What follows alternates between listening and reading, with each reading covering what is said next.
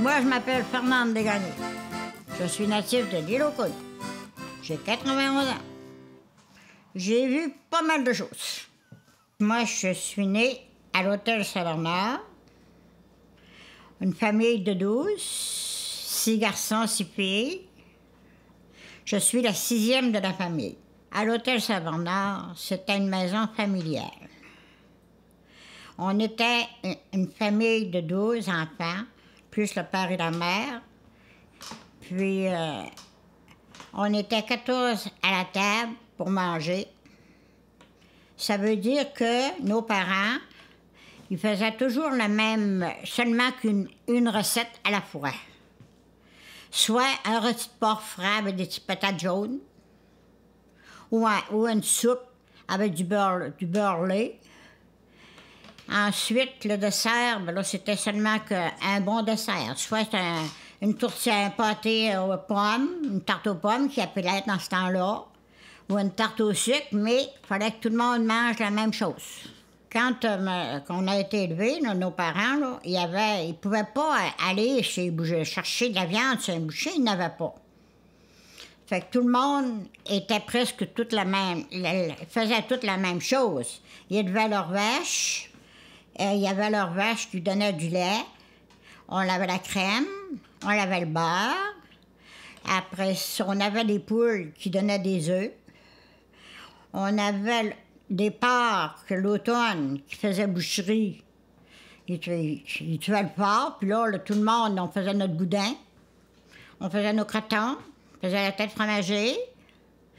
Puis là, on achetait de la viande pour faire des pâtés, des pâtés croches, là, que tout le monde aime.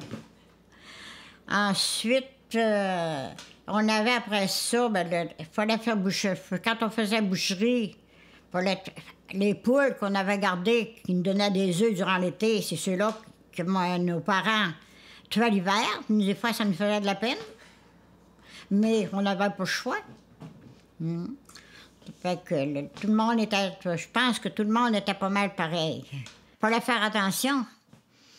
On était toutes des grandes familles, puis il fallait se nourrir. Fait que il n'y avait rien qui pouvait se perdre quand on réussit à le faire, à savoir le faire. Tout se mange, puis tout se fait. Non, faut pas avoir peur de l'ouvrage. Mais l'ouvrage ne fait pas mourir. Quand on est capable de travailler, on travaille. Quand on n'est plus capable, ben là, on fait ce qu'on peut. Disons que je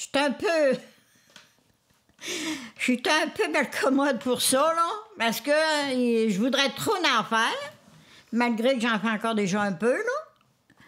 Mais là, j'ai monté mon métier, j'ai tissé, je tricote, je fais du savon d'habitant. Après ça, j'ai fait mon jardin.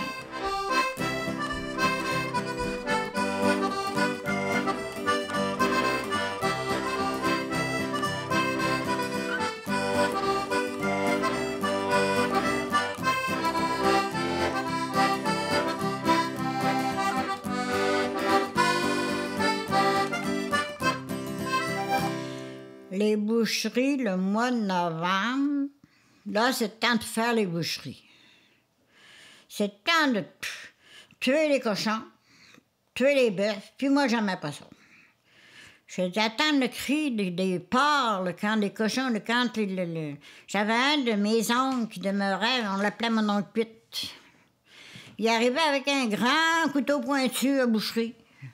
Puis quand je le voyais arriver, j'aimais pas ça. Je partais, puis j'allais me cacher dans la chambre. Je savais là, que c'était pourquoi qu'il venait. Fait que là, tout d'un coup, j'attendais crier. Oh mon Dieu. Puis là, ça prenait quelqu'un pour aller avec une chaudière pour aller ramasser le sang du porc pour faire le boudin. Puis là, il fallait faire le boudin. Le boudin, j'aimais ça, voilà. Quand nettoyer les tripes, là, c'est des boyaux qu'on appelle, je pense. Là, il fallait prendre le boyau, là, puis là, on le mettait sur une planche, puis on prenait un couteau, pas un couteau tranchant, parce que là, on l'aurait pu défoncer les trous dans le boyau, là, hein. Fait qu'il faut y aller délicatement pour enlever ce qui était pas bon. Fait que ça, il fallait que ça soit qu'il reste rien. fallait que ça soit clair, clair comme un papier de soie. Le boyau. Puis quand il était bien nettoyé, on le passait un peu dans le vinaigre. Moi, je mettais toujours quelques gouttes de vinaigre pour le désinfecter. Puis là on soufflait dedans pour voir s'il y avait des trous. On donnait le bout à l'autre, là, puis là, on soufflait chacun notre tour dans le boyau pour voir s'il y avait des petits trous avant de mettre le sang. Dans le cochon, on ramassait la tête, on ramassait le sang, on ramassait les pêtes, la petite pince. Puis on ramassait après ça le gras, une espèce de filet, comment qu'ils appelaient ça, je m'en rappelle plus. La coiffe. Le leurre, oui, le leurre salé pour faire des gruyères. Ça, mon père, là, il y avait une jarre en grès, qu'on appelle, je sais pas trop. Puis, on mettait un rang de gros sel, un rang de lard, mais il ne fallait pas qu'il soit entrelardé. Puis, aller jusqu'en haut. Puis là, il faisait ça à peu près, il laissait faire à peu près un mois ou deux pour que le sel pénètre dans le lard, pour le saler. Là, il ajoutait une saumure. Là, on mettait du sel dans de l'eau pour voir si la saumure était assez forte. On prenait un œuf, puis si l'œuf montait au-dessus de la saumure, car il restait là ça voulait dire qu'elle était assez forte.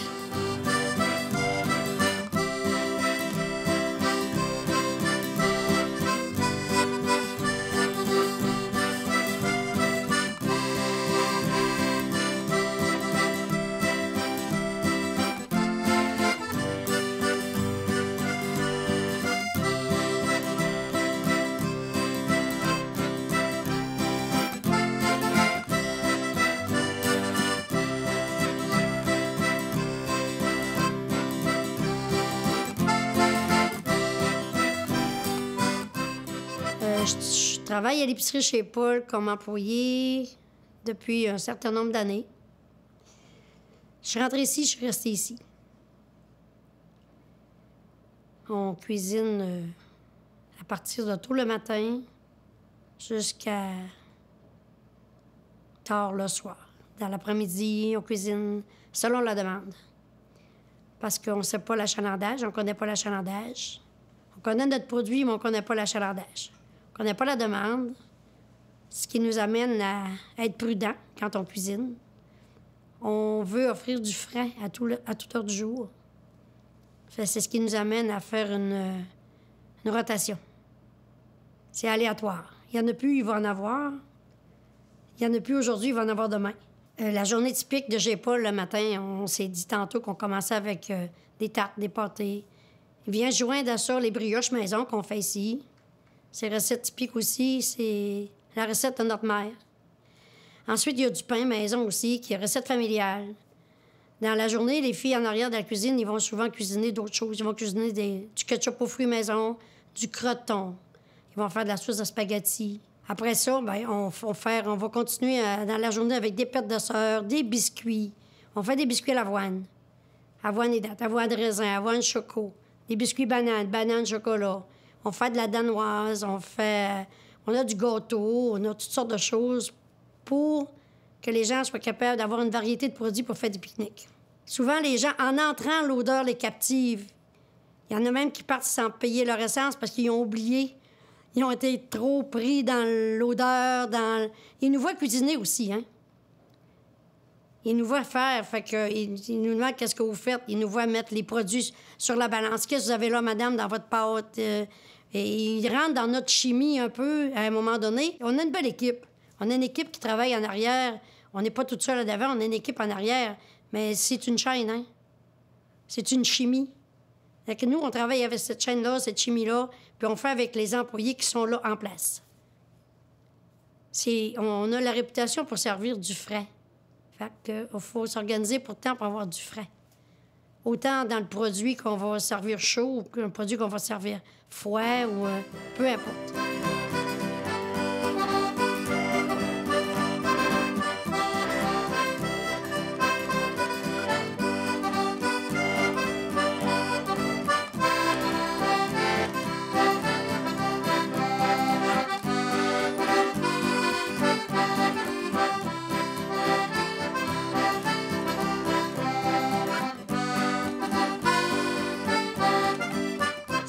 Ça s'est comme tout le temps fait, du pâté croche. Dans les grandes familles, comme dans les petites familles, il y avait tout le temps du pâté croche à l'heure des repas. C'est ce qui a amené une tradition ici à l'île. Nos parents cuisinaient du pâté croche, mais en certaines périodes de l'année. Parce qu'on comprend que dans les années en arrière de nous, on recule de 25, 30, 40 ans, il n'y avait pas de congélateur à chaque maison. C'était des laiteries pour l'hiver. Ils devaient garder les viandes congelées dans la laiterie. S'il y avait un redout dans l'année, dans l'hiver, ou ce qui était obligé de conserver les viandes à la cuisson, stérilisation dans les genres maçons, il était obligé de cuire le porc parce qu'il le faisait juste au porc. Là, il n'y avait plus de pâté croche parce que la viande était cuite pour la conservation. Le pâté croche, c'est une viande de porc haché. Elle est marinée avec du sel, du poivre, des oignons, un tout petit peu de patates émincées qui ressemble vraiment à un petit grain de riz en liaison avec la viande. La recette typique, c'est la viande crue dans la pâte crue. Fait qu'au moment où il n'y avait plus de viande crue, c'était difficile de faire des pâtés croches. D'où vient la tradition d'un pâté croche? Il était tout petit. Puis les deux bouts se rejoignaient comme un croissant. C'est ce qui lui donnait son nom d'après sa forme. Puis il cuisinait le pâté croche pour les réceptions. Il faisait tout dans le temps aux maisons. Les baptêmes, les fiançailles, les mariages, les fêtes d'anniversaire. Il y avait une fête à faire. Le pâté croche était à l'honneur. C'est lui qui rentrait le premier sur le menu. Il le présentait en entrée. Il y avait de la fantaisie aussi dans le temps, hein? Il y avait des grandes familles, mais il y avait aussi un savoir culinaire de faire, puis une manière de recevoir qui restait la fierté des maisons. Il présentait le pâté croche comme ça. Mais il était pas gros, il était tout petit. C'était un petit pâté en entrée. C'est son nom, sa forme. Selon encore les maisons ou les personnes, il y en a qui vont faire une pâte ébouillantée. Il y a des gens qui vont faire de la pâte à l'eau. Des gens qui vont faire de la pâte au lait. Mais dans le temps, quand on parlait du porc tantôt, là, les gens, là, quand ils dépêchaient le porc, souvent, ils allaient ramasser le gras. Ils faisaient fondre le lard pour avoir du saindoux. Fait qu'ils faisaient la pâte à partir vraiment du saindoux qu'ils avaient récupéré. Aujourd'hui, on met du tender flake ou du Crisco, mais eux autres, il y avait la graisse du porc. Mais tout dépendant des familles ou des personnes, chaque personne avait sa recette de pâte. C'est ce qui faisait l'exclusivité d'aller manger à quelque part ou d'aller manger. Quand on allait chez nos tantes, c'était quelque chose. Quand on allait dans une autre ma tante, c'était autre chose. Chaque personne avait son art culinaire à elle, dans le fond, pour recevoir ses familles. C'était typique à chaque maison. Pour faire la petite panse, premièrement, ça prend, bien entendu, la petite panse. Mais il y a une étape première à faire. Il faut la dédoubler. Il y a une partie intérieure qu'on vide. C'est l'estomac de porc qu'on appelle. Là, un coup qui est vidé, on la lave. Puis là, il faut la séparer. C'est comme deux peaux qui se séparent. Il y a une peau qu'on jette, puis une peau qu'on garde. La peau qu'on garde, c'est elle qu'on va bourrer avec une farce de patates. Des patates en petits cubes avec du porc haché, des oignons, du sel, du poivre. Un coup qu'on a fait la farce, puis que la petite panse a été nettoyée, lavée, passée au savon, un peu dans le vinaigre. On sait qu'elle est toute propre, toute bien nettoyée. Là, on va rentrer la farce dans la petite panse. Un coup qu'elle est toute bien remplie, on va la coudre. Un coup cousu, on va aller la porter dans le chaudron. Puis là, on va l'installer avec du sel, du poivre. À l'occasion, on va mettre des lardons. Mais maman, elle faisait ça avec des gigots de porc. Des gigots de porc tout autour qui donnaient un peu de gras aussi pour la cuisson, à aider à cuire. Des lardons sur le dessus ou en dessous. Tout dépendant des maisons des familles. Puis ça prend au moins 4-5 heures à cuire. Fait que si on voulait l'avoir pour dîner, il fallait la rentrer dans le four pas plus tard que 7h30, 8h le matin pour qu'elle soit prête le midi pour manger. Fait que ça s'accompagnait d'une... Souvent, on allait l'accompagner avec des légumes maison avec les jardins qu'on avait. On ramassait des légumes, on faisait des macédoines. On servait des macédoines avec ça, ou du poulet ou du porc. Puis il y a des gens qui mangeaient juste la petite panse. Mais les grandes familles, on pouvait pas dit on va manger juste ça. Il fallait l'accompagner avec autre chose. Mais c'était une portion pour chaque personne. Ça, il fallait s'assurément être sûr qu'elle était assez grosse pour que tout le monde... Ou on avait des portions plus petites, ou on avait des portions plus grosses. Mais il fallait que tout le monde y en ait.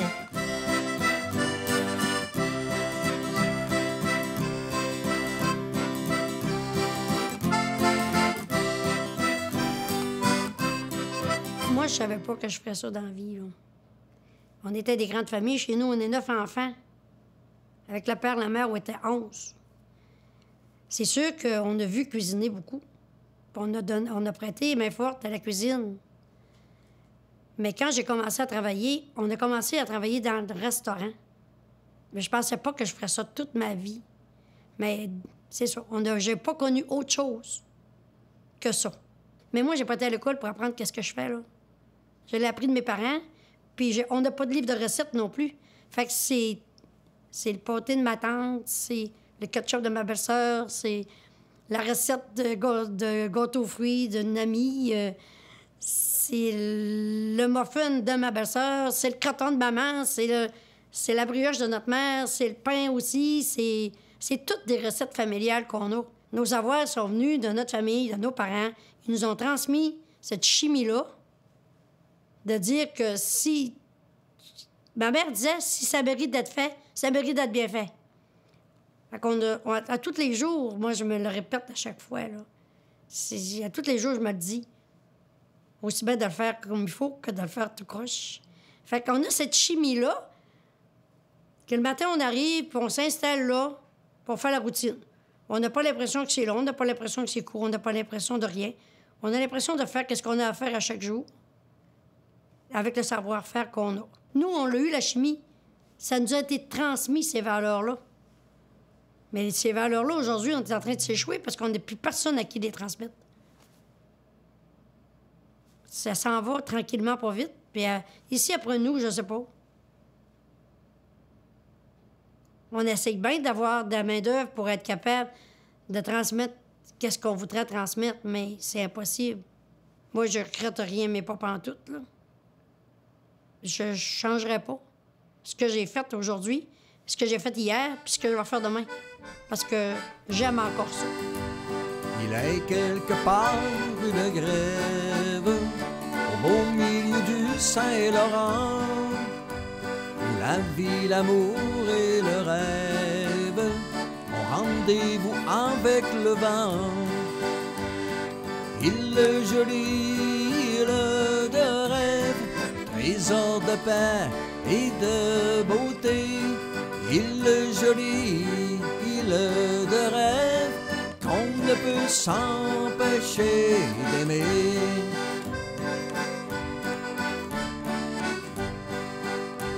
En vain cherche-t-on des noisettes, c'est dit-on l'île au coudrier. Y a bien des bonnes gens, ça embête, ça peut être une farce à quartier. Île jolie, île de rêve, trésor de paix et de beauté.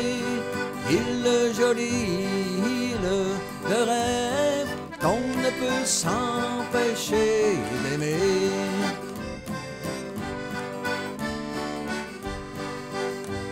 Lorsque vous aurez de la peine, de tracas, beaucoup de soucis, venez dans cette île où l'on aime, c'est un vrai coin de paradis.